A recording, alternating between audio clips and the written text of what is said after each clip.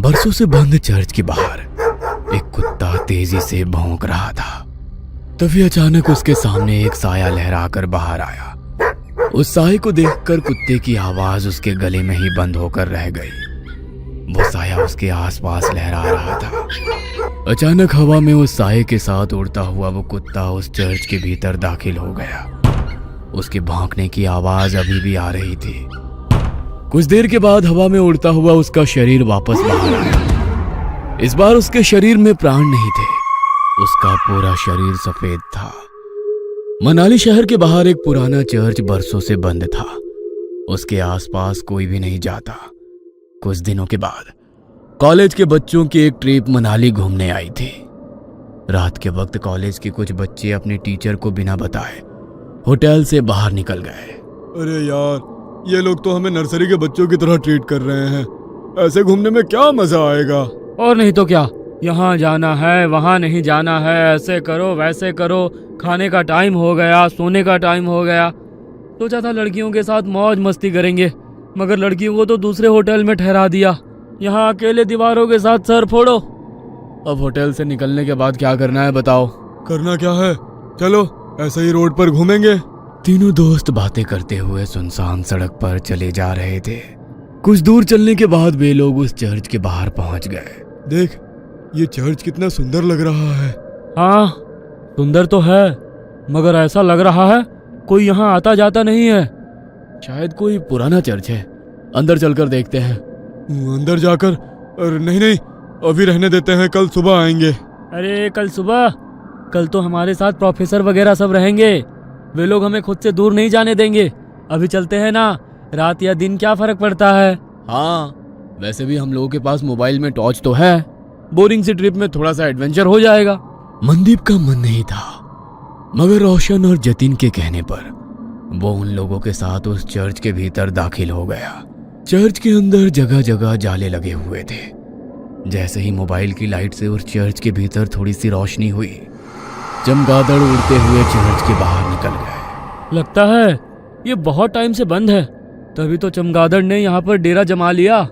यार, मुझे यहाँ की वाइब्स कुछ ठीक नहीं लग रही है, हम लोग चलते हैं। कहते हुए मनदीप पलटकर दरवाजे से बाहर निकलने वाला था।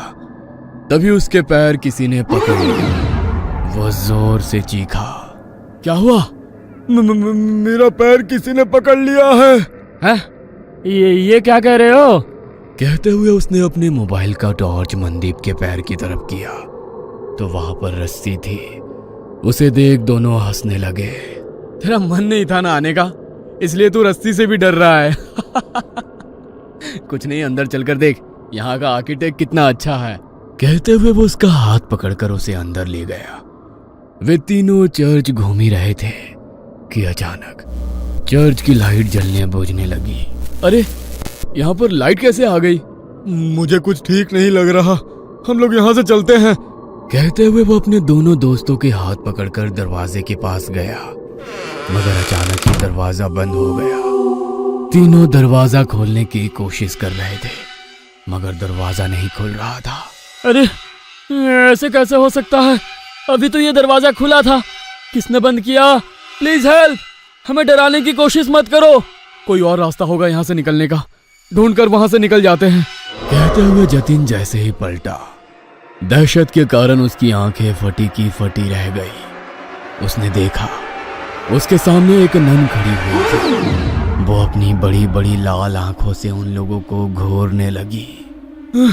ये क्या बला है, भागो यहाँ से। जैसे ही मनदीप ने उन लोगों को भागने को कहा, वो नन धुआं बनकर गायब हो गई। हैं? अब ये कहाँ गई? रोशन और मनदीप उसे इधर उधर ढूंढने लगे।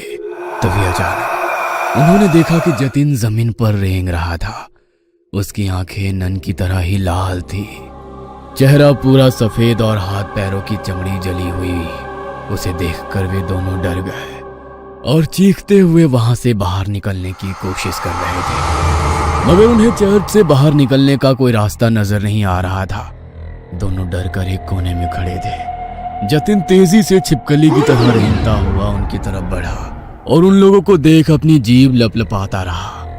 कभी जतिन का चेहरा नजर आता तो कभी उस नन का। हमने तुम्हारा क्या बिगाड़ा है? छोड़ दो हमारे दोस्त को, हमें यहाँ से जाने दो प्लीज, हमें यहाँ से जाने दो, हम कभी यहाँ नहीं आएंगे। कहते हुए मनदीप ने उस नन के आगे हाथ जोड़ लिए। नन उसे देख मुस्कुराने लगी।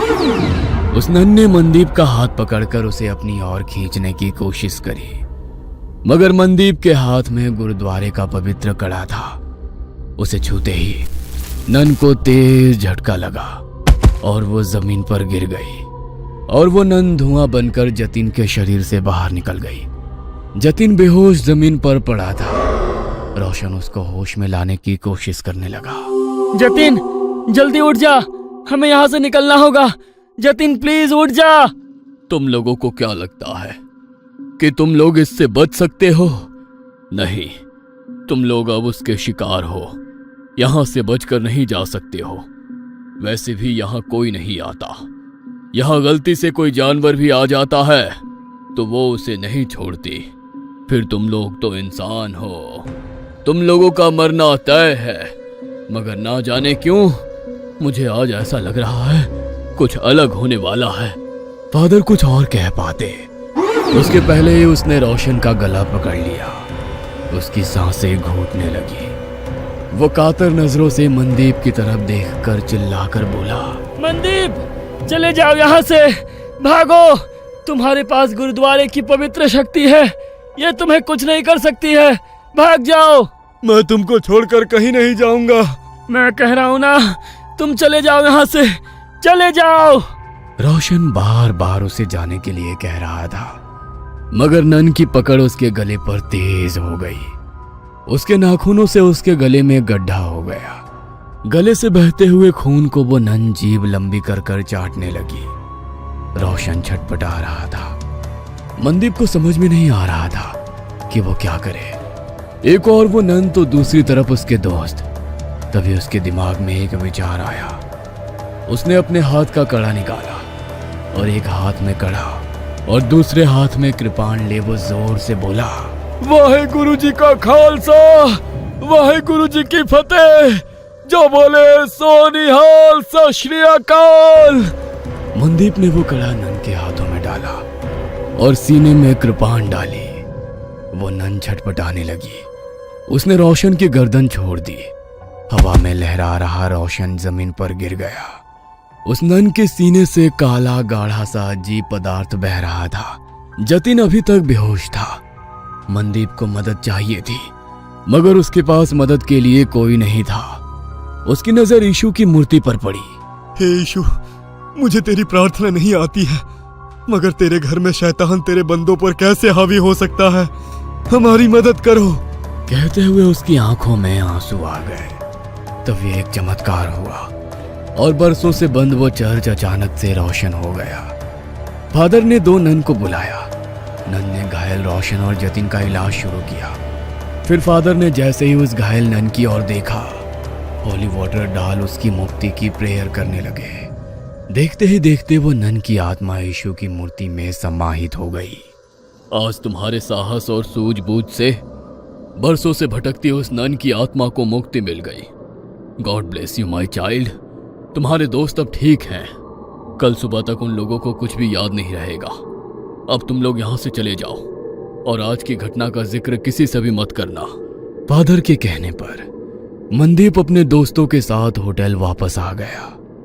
अगले दिन वे लोग जब मनाली घूमने के लिए निकले तो उसके दोस्त सब कुछ भूल चुके थे, मगर मनदीप उस खौफनाक रात को उम्र भर नहीं भूल सकता था। वो अपने साथियों के साथ उसी जगह से निकला तो मनदीप को कोई चर्च नजर नहीं आया। बस दूर खड़े वो फादर उसे देखकर मुस्कुरा रहे थे। उन्होंने उसके ऊपर होली वाटर डाला तो मनदीप भी कल रात की वो बातें भूल गया। मगर मनाली के लोग उन लोगों को कभी भूल नहीं सकते हैं, क्योंकि उनके कारण ही तो उन्हें इविल नन से छुटकारा मिला था। ये कहानी आपको अच्छी लगी हो तो हमें सब्सक्राइब करें, हमारा इंस्टाग्राम और फेसबुक पेज जरूर फॉलो करें। और हाँ दोस्तों, सब्सक्राइब करना भूलना मत।